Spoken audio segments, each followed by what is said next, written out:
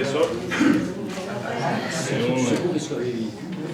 un plaisir d'être avec vous ce matin et pour partager un peu la parole de Dieu. Et j'espère qu'après notre étude, on va pouvoir chanter encore avec plus de bonheur Gloria in excelsis Deo. Parce que le Noël, c'est pour nous rappeler sur la naissance de Jésus, notre Sauveur.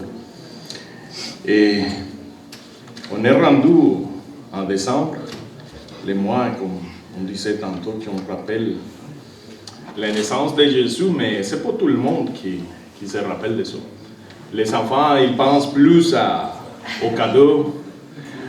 Les adultes, on pense plus au rassemblement en famille et le temps qu'on va passer ensemble, la joie, tout ça. Et le partage de ce matin, moi je l'ai intitulé « La joie du Noël ». Parce que c'est un temps comme je disais aujourd'hui, c'est le temps de fête. On pense juste pour le bonheur. Mais cette période de joie, de bonheur, aussi, il nous faut rappeler pourquoi Jésus est né. Et la semaine dernière, ça nous arrivait un événement qui m'a aidé comme, je pense que c'est Dieu qui est partout, qui m'a aidé comme pour m'orienter vers où on devrait étudier la parole de Dieu.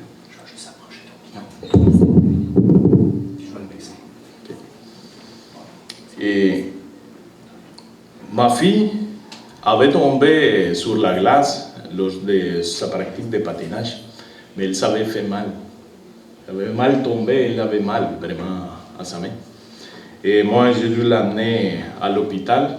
Et le médecin l'a checké, l'a vérifié, mais il a demandé aussi de faire une radiographie, rayon X, pour voir vraiment plus de dents à l'intérieur, qu'est-ce qu'il y avait exactement.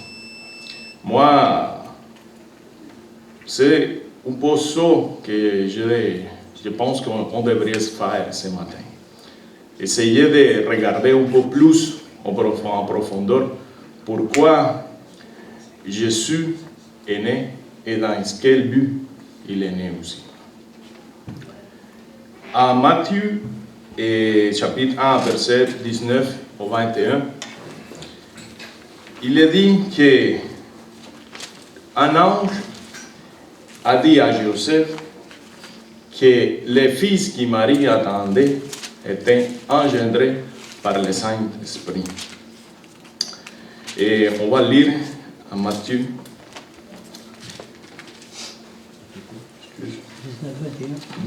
Matthieu 1, de verset 19 au 21.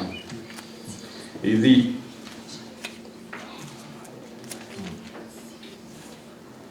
on va lire juste le 21. Elle donnera naissance à un fils, tu l'appelleras Jésus. C'est lui en effet qui sauvera son peuple de ses péchés.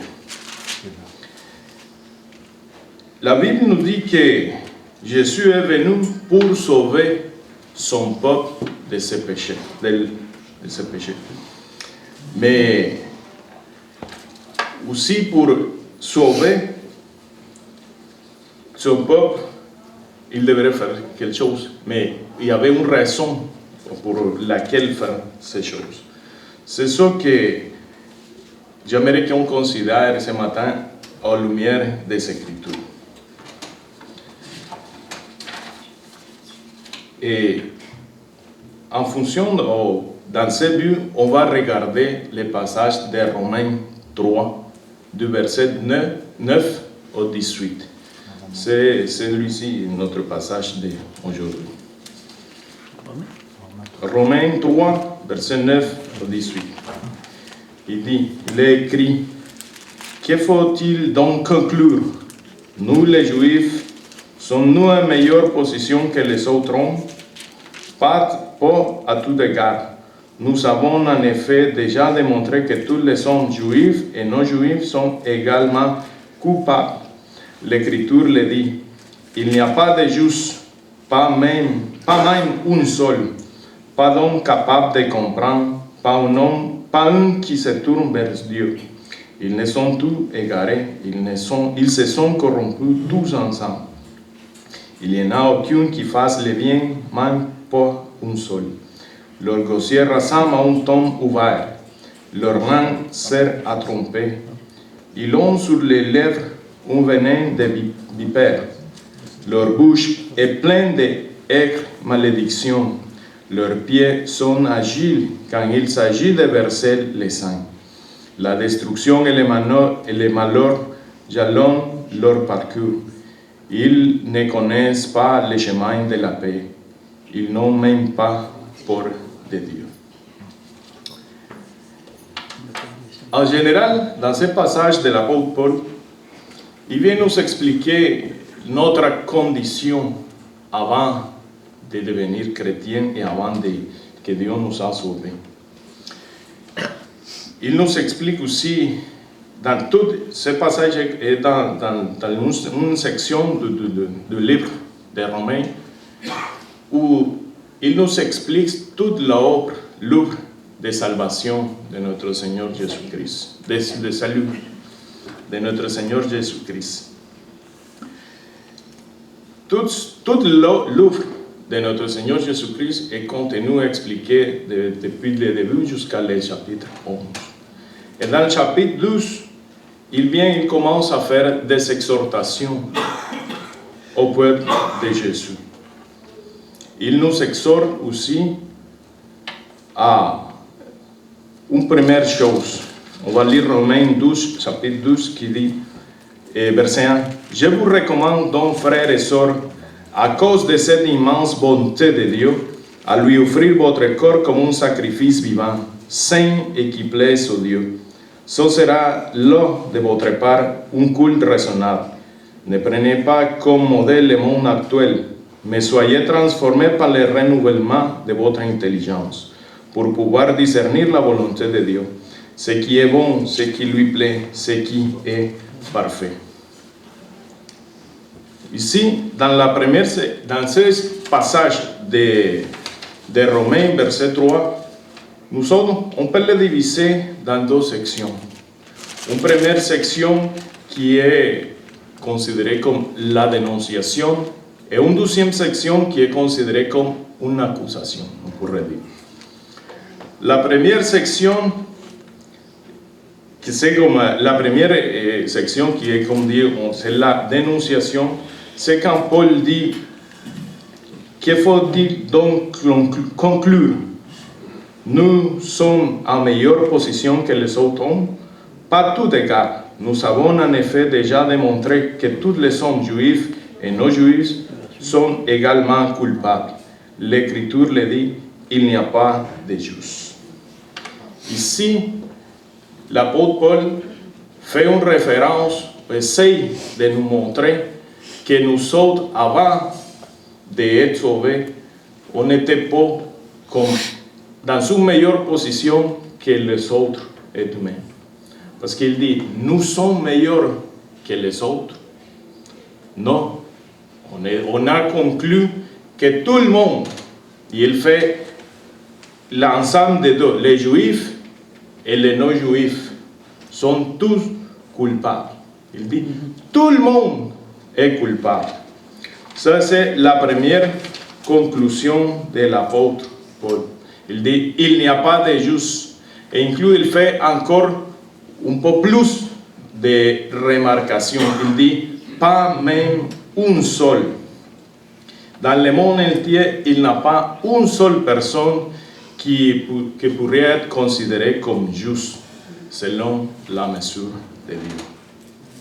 Et nous autres, on pourrait dire, ok, j'étais pas bon, mais peut-être j'étais pas trop mauvais non plus.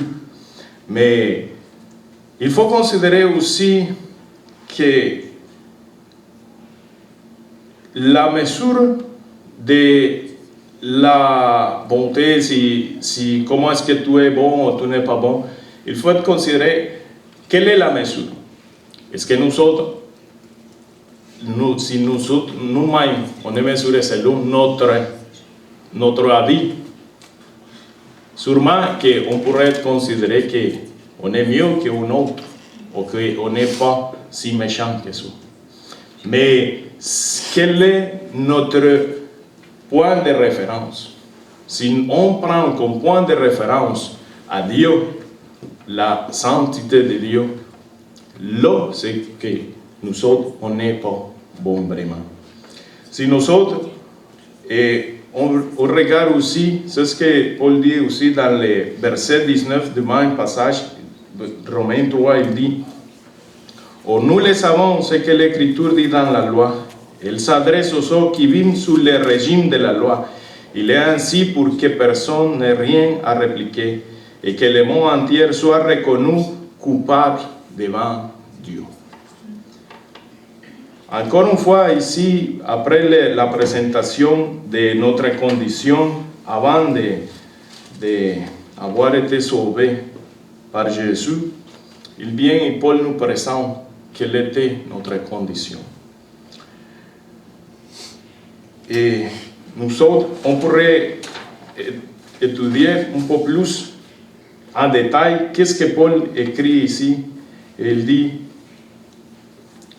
on est tous coupables, mais comment est-ce que ça vient et affecte notre condition devant Dieu? Et c'est ça que Paul nous présente ici, dans le verset 11, le premier verset. Il dit, personne n'est, pas d'homme capable de comprendre, pas un qui se tourne vers Dieu. Ils se sont égarés, ils se sont corrompus tous ensemble. Ici, on trouve la première affectation de la chute et du péché en nous. C'est l'affectation de notre compréhension vers Dieu. On pourrait dire notre espoir. Comment nous autres, on refuse, ou l'humanité a refusé de comprendre l'existence de Dieu, croire à l'existence de Dieu. Et ça, c'est en conséquence, ça produit que l'homme est devenu un ennemi de Dieu. C'est ce que Paul a montré dans un autre passage aussi qu'on a étudié avant. Et il nous dit aussi que, dû à cette condition, le monde, il s'incline pas vers Dieu.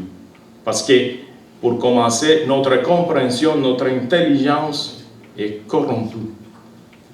En conséquence de ça, il nous montre aussi une autre affectation que le péché a fait.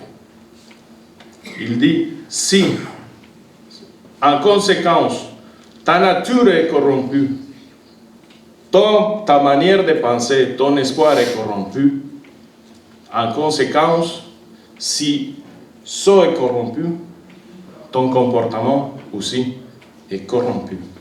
C'est ce qu'on trouve dans le verset 12 qui dit, ils se sont tous égarés, ils se sont corrompus tous ensemble. Il n'y en a aucun qui fasse le bien, même pas un seul.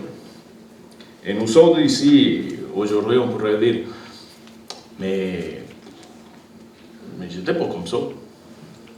Je n'étais pas si méchant que ça. Je faisais de bonnes choses avant. Je faisais de bons œuvres. Moi, je me rappelle d'une amie de Mélanie, une fois que Mélanie partageait l'évangile avec elle, elle disait, mais je fais le bien.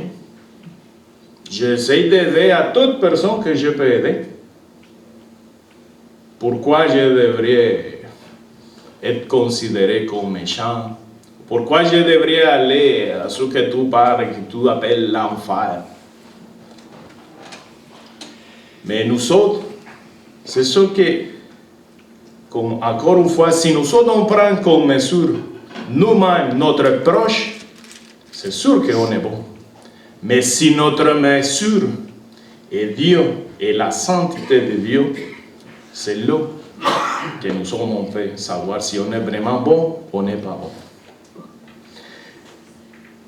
Et aussi, il faut se rappeler que pour que toute bonne œuvre soit considérée comme vraiment une bonne œuvre, il faut qu'elle contienne deux caractéristiques. En première, qu'elle soit faite selon les standards de Dieu et pour la gloire de Dieu. Et nous sommes, on peut dire, ok, mais qu'est-ce que tout c'est lié avec avec Noël, avec la naissance de Jésus, mais il faut comprendre ça pour vraiment pouvoir un jour chanter, comme on a chanté, Gloria in excelsis Deo. Parce que si nous comprenons vraiment la condition de laquelle Dieu nous a sauvés, on peut vraiment dire merci Seigneur de m'avoir sauvé. Amen. Si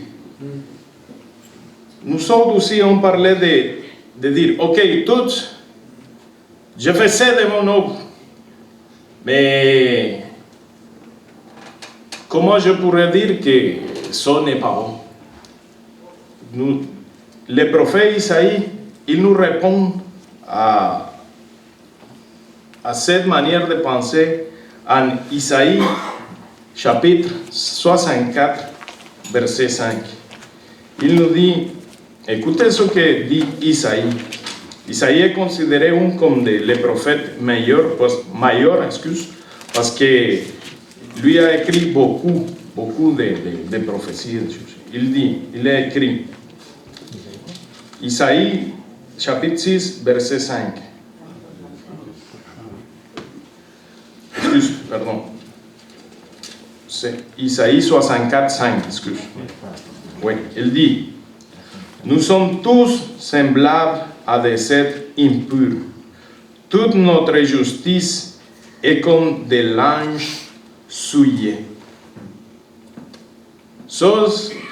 C'est qu'il nous montre que tout ce que nous sommes considérés comme des bonnes choses, des bonnes œuvres, si sont pas faites d'accord à la volonté de Dieu, d'accord à la manière que Dieu est fait, tout ça vaut rien, absolument rien devant le trône de Dieu. On se rappelle que Jésus a dit que le monde regarde vos bonnes œuvres et qu'il donne la gloire à qui? À vous, que vous avez comporté très bien, non? Qu'il donne la gloire à Dieu. Parce que ça, c'est le fin ultime. Donner la gloire à Dieu. Et ça continue, et dans le verset 13, l'apôtre Paul dit, leur gosier ressemble à une tombe ouverte, leur langue est serre à tromper. Ils ont sur les lèvres un venin de vipère. Leur bouche est pleine d'aigres malédictions. La Bible dit, et Jésus a dit à Matthieu 12, 13, que c'est à cause de l'abondance du cœur que la bouche parle. C'est à cause de l'abondance du cœur que la bouche parle.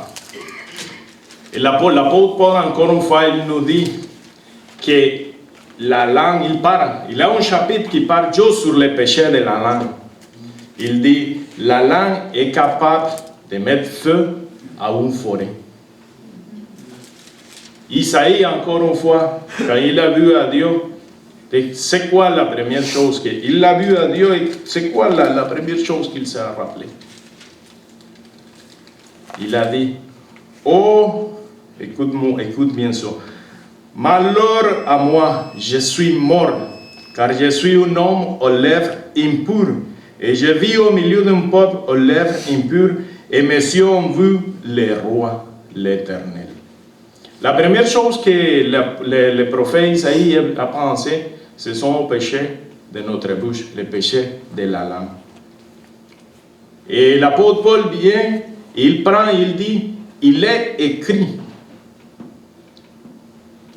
Mais ils n'ont dit, oh, il est écrit. S'il est écrit à la parole de Dieu et la manière comment ça est composé, ça c'est une action en continu qui se fait.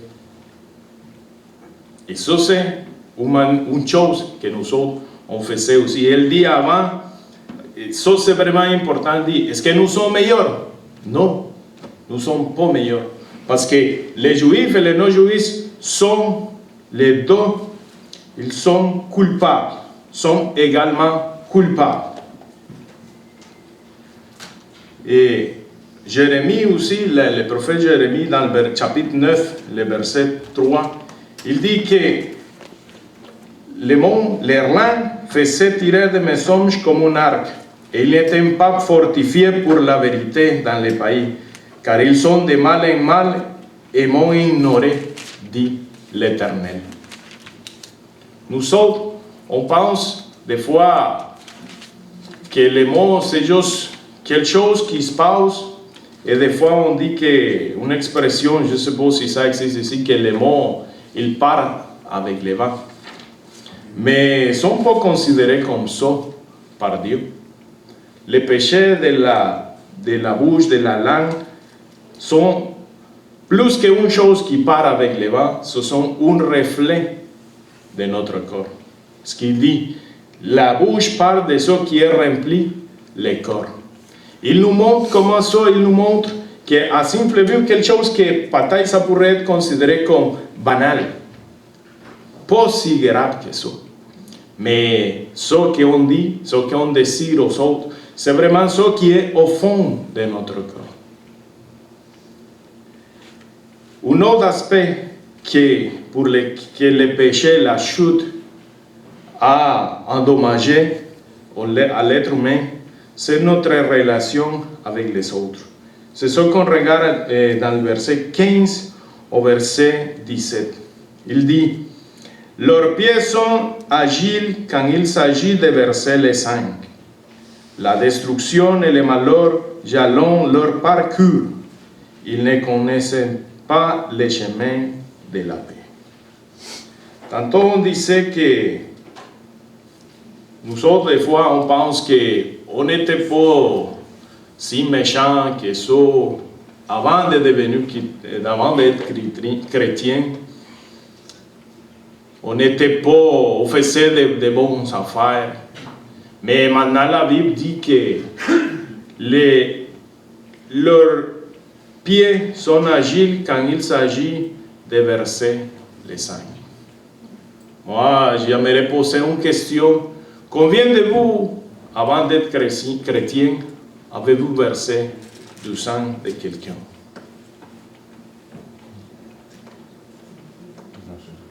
Personne? Tout le monde pense qu'il n'a pas fait ça. Tout le monde, parce que nous sommes, normalement, on pourrait penser, oh, je n'ai pas tué quelqu'un. Si j'aurais tué quelqu'un, je ne serais pas ici aujourd'hui. Je suis innocent de ce péché. Mais, qu'est-ce qu'on pense si on pose la question à Jésus? Est-ce que c'est vrai que nous ne sommes pas quelqu'un qui a versé le sang d'un proche? Jésus répond à la question et il dit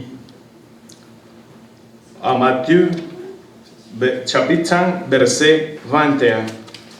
J'aimerais qu'on lise ça parce que c'est quelque chose vraiment qui touche. Il dit, Matthieu, chapitre 5, verset 21. Vous avez appris qu'il a été dit à nos ancêtres, tu ne commettras pas de meurtre. Si quelqu'un a commis un meurtre, il en répondra devant le tribunal. Eh bien, moi, ça me rappelle l'occasion qu'il a écrit à l'écriture qui dit que Jésus parlait comme quelqu'un qui avait autorité. Et c'est ce qu'on voit ici. Parce qu'il dit, vous avez entendu, mais moi, je vous dis. Ça, c'est une manière de dire, ça, c'est quelque chose qui donnait une autre interprétation, mais maintenant, vous savez avoir la bonne interprétation. Il dit,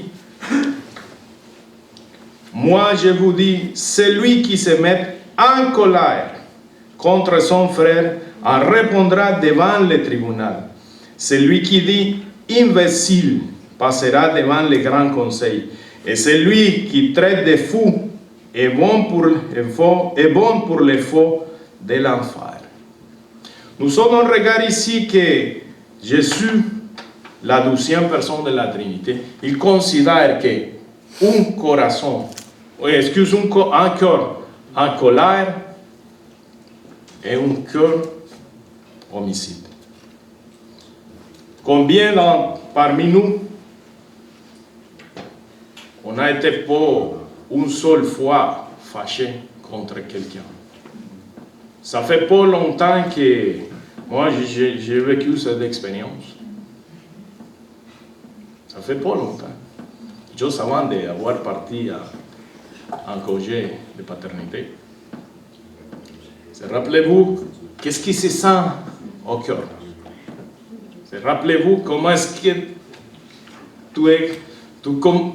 ça te contient, mais c'est vraiment quelque chose qui vit devant toi. Ça est considéré comme être un homicide. C'est ce qui est écrit ici, à la parole de Dieu. Et comme je disais, c'est vrai que à l'époque de Noël, à la saison de Noël, chaque fois qu'on fait Noël, nous autres, on pense juste à la naissance de Jésus, on pense seulement à fêter cette période, à acheter les cadeaux, mais il faut vraiment penser quel était le but de Jésus pour venir ici, chez nous. Pourquoi était vraiment nécessaire la naissance de Jésus, la 12e personne de la Trinité? Pourquoi Dieu a sacrifié à Dieu pour pouvoir nous sauver? C'est ce que le prophète Zacharie dit aussi.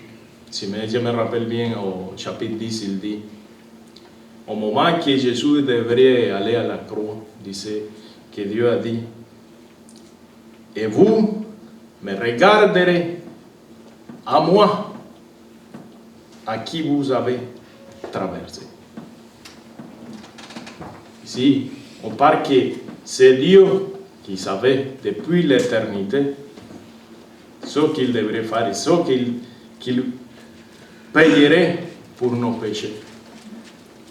Et nous autres, des fois, on juste fait, on vient faire une célébration, on chante et tout, mais on oublie la partie, le pourquoi. Pourquoi ça c'est vraiment important? Parce que si on comprend bien le pourquoi, on va chanter encore avec plus de bonheur. Gloria in excelsis Deo. Gloria à Dieu. Gloire à Dieu. Amen. Finalement, l'apôtre Paul finalise dans le verset 18 de Romains 3 et il dit, il fait comme une espèce de déclaration finale et il dit, ils n'ont même pas peur de Dieu. Ça c'est une grande conclusion finale que l'apôtre fait est intimement lié au chapitre 1 de Proverbe qui dit que le principe de la sagesse, ça commence par la crainte de Dieu. Et ici, c'est ce qu'il dit. Il dit, il n'a pas peur de Dieu. tout l'homme à sa condition naturelle, il n'a pas peur de Dieu.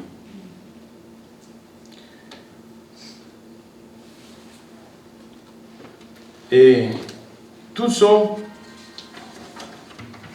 on regarde et on dit, waouh, si on était vraiment mal comme ça, pourquoi Dieu nous a sauvés? Et c'est là, à ce moment, que vient le titre de notre étude aujourd'hui, la joie de Noël. Et dans toute cette déclaration de l'apôtre Paul, que c'est une déclaration de Dieu, parce que l'apôtre dit, il faut vraiment remarquer ça, l'apôtre, en Romains 3, il dit, qu'il faut, au verset 10, il dit, l'écriture le dit. Ça, c'est ce que l'apôtre fait référence, il dit, non, c'est une manière de dire, non, c'est pas moi qui le dis. Il est écrit. C'est la même manière comment Jésus a confronté les diables pendant la tentation. Il a dit, il est écrit. Il fait pas référence à sa propre opinion. Il fait référence aux Écritures. Il dit, il est écrit. Et tout ça, c'est à la parole de Dieu dans les psaumes. Et c'est dans tous ces contextes que l'évangile de Jésus vient se montrer à toute son splendeur. Amen. Pourquoi? Parce que c'est exactement pour sauver à l'homme qui est l'apôtre Paul décrit ici que Jésus est venu à la terre. Moi, je ne sais pas vous, mais moi,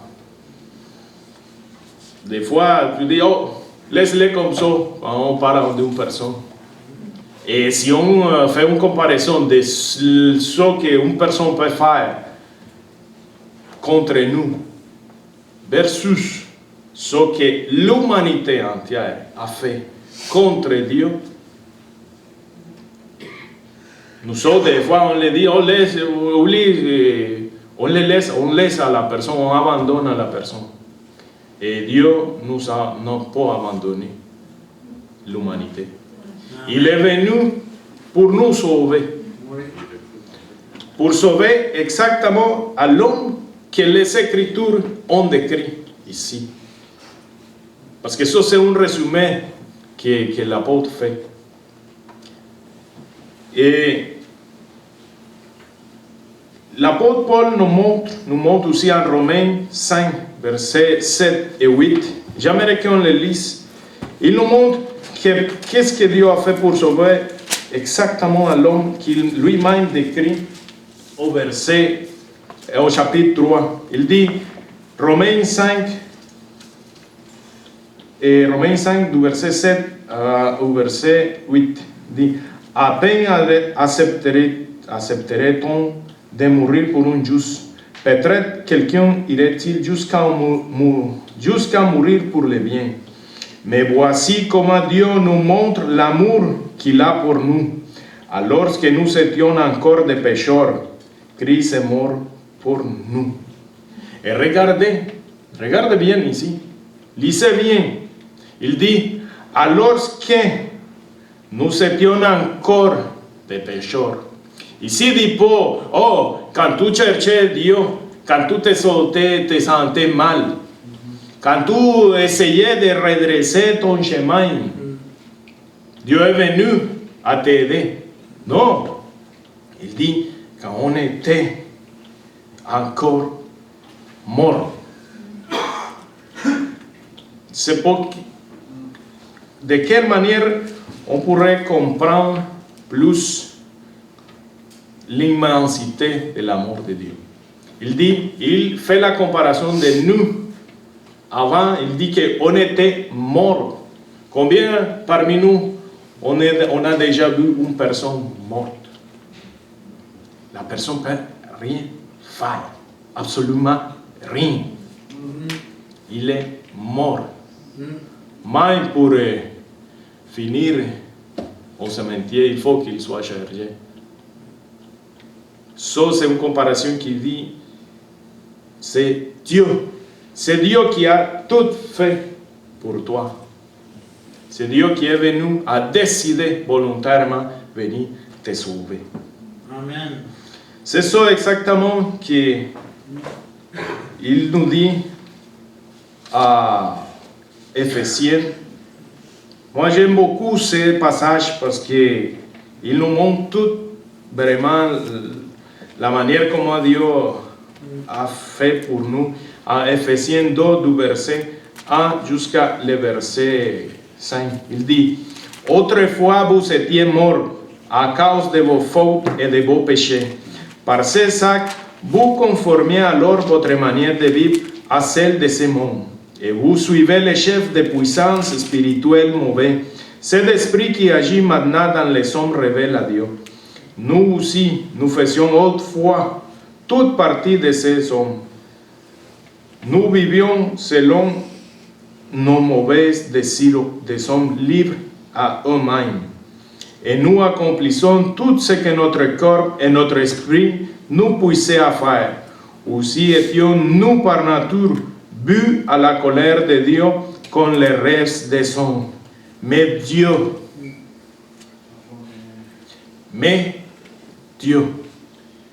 ça, moi je dis que c'est le meilleur, le plus beau, mais au monde, le plus beau, mais dans l'histoire de l'humanité. Mais Amen. Dieu, qui est riche en bonté, aussi à cause du grand amour dont il nous a aimés, alors que nous étions morts à cause de nos fautes, il nous a fait revivre les uns et les autres avec Christ. C'est par la grâce que vous êtes sauvés. Amen. So, quand tu lis ça,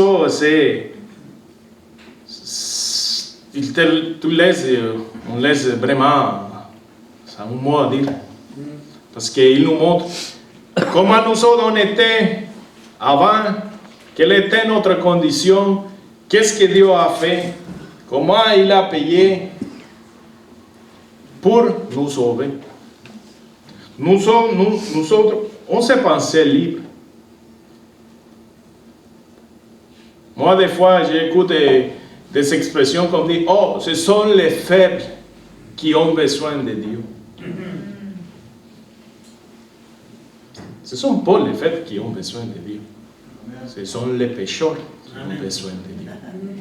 Et ça, nous autres, on se considère, ça c'est une autre manière comment le péché agit dans nous. Parce qu'on se pense libre. Mais la Bible nous montre que notre volonté est un esclave du péché. De telle manière qu'on se pense libre, mais tout ce qu'on cherche à faire, c'est quoi? La volonté de Dieu?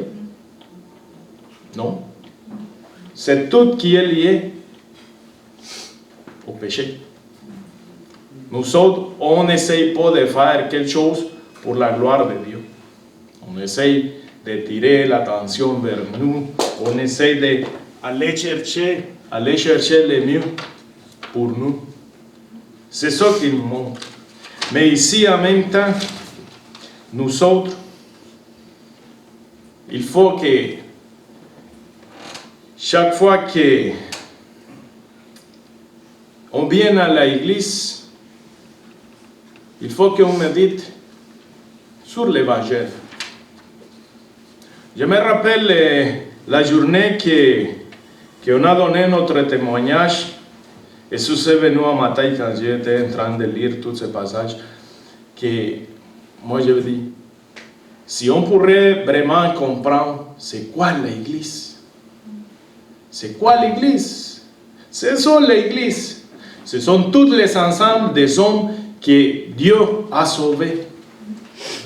Si nous autres on pourrait méditer ça chaque fois avant de venir à l'église, avec quelle attitude on viendrait ici?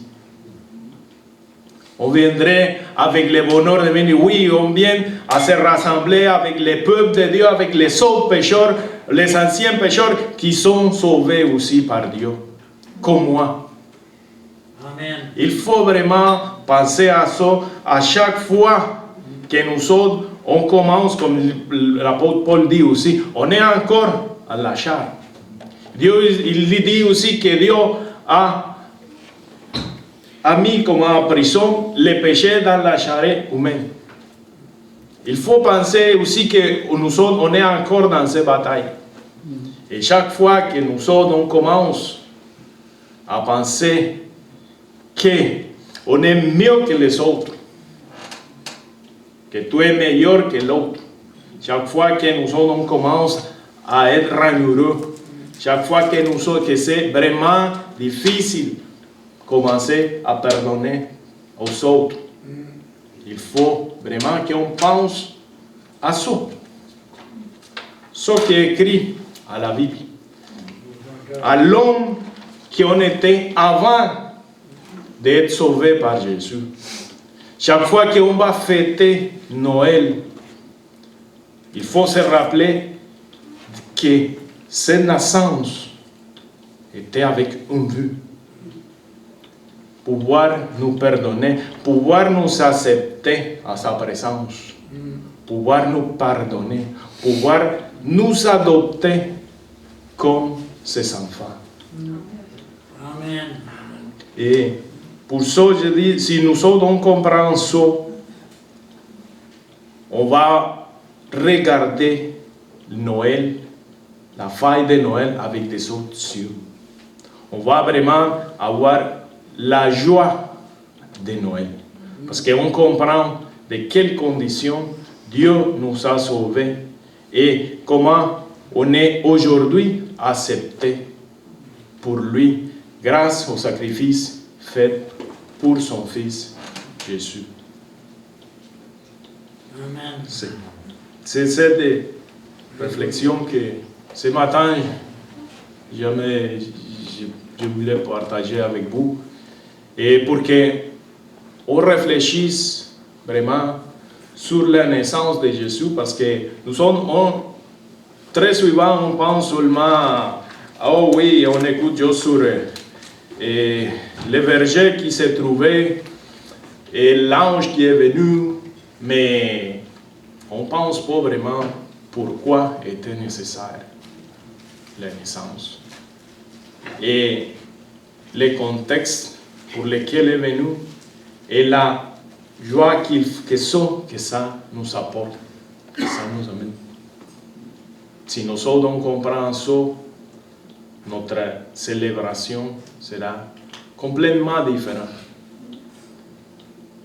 Comment on va remercier Dieu? Après tout ça, je suis sûr et certain qu'on va pouvoir chanter avec les cœurs pleins de joie, pleins d'amour pour Dieu. On va dire, merci Seigneur, merci d'être venu, merci d'avoir payé pour nous, merci d'avoir payé pour moi. Amen. Parce que Dieu nous a choisis. Il a payé pour chacun de nous. Il nous a choisis un par un, par nombre, individuellement. J'aimerais qu'on prie pour finir le message de ce matin. Merci Seigneur pour ta parole qui nous montre tout le temps, Seigneur, de ce que tu as fait pour nous. Il nous montre vraiment d'une façon nue de quelles conditions tu nous as sauvés. Merci pour le temps qu'on fait, Seigneur, pendant cette saison, mais plus que la célébration, que nous soyons capables vraiment de se rappeler, Seigneur, de notre ancienne condition de la condition que tu nous as sauvés. Et que chaque fois, Seigneur, qu'on écoute les chansons de Noël, qu'on regarde les films de Noël, qu'on n'oublie pas le pourquoi tu es venu. Merci pour ton sacrifice, pour le sacrifice de ton Fils. Merci pour être capable de supporter toutes ces douleurs au moment que tu as dit « Réveille-toi, épée, blesse mon berger. » Merci pour tout, Seigneur. Simplement, c'est tout ce qu'on peut dire. Merci. Amen.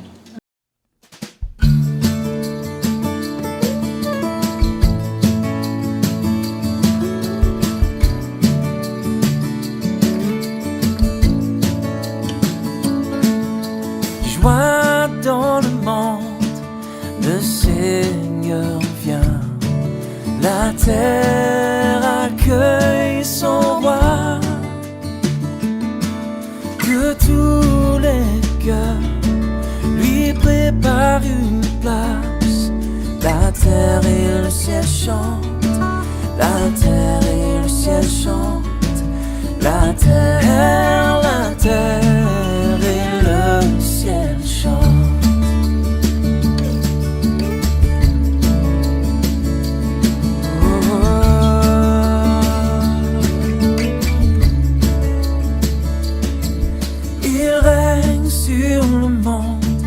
Avec vérité et fait connaître au peuple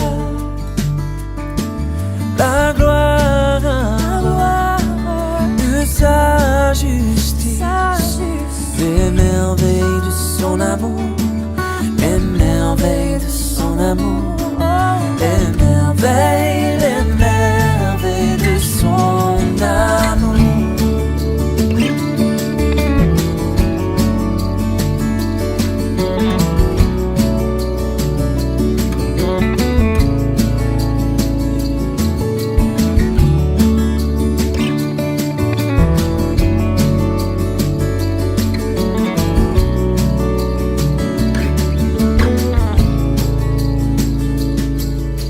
Joie dans le monde, le Seigneur vient. La terre accueille son roi. Que tous les cœurs lui préparent une place. La terre et le ciel chantent. La terre et le ciel chantent. La terre